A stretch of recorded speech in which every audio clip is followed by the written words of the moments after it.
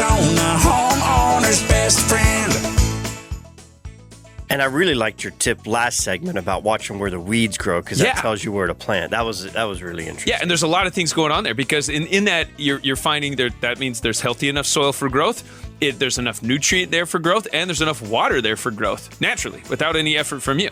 And so that's a key. That's all parts of healthy soil to get started with.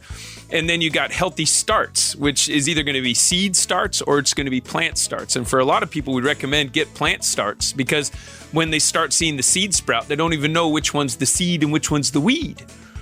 And if that's the case, you're not going to find out for 4 weeks, and then now you've already missed the cycle, and you're going to have to replant. It's so it's healthy starts is a good way to get started if you're brand new to gardening. Finding a place that has good starts, and then the third piece of the whole puzzle, the third step, the simple step to gardening success, is a healthy routine.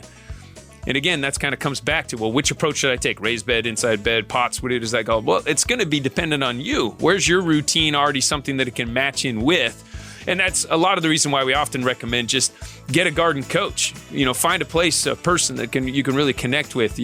Go to the Queen Creek Botanical Gardens, talk to some of the professionals there. Go to the county extension, learn from them. Find the people that align with you and make that part of your routine. Rosie on the house, every Arizona homeowner's best friend.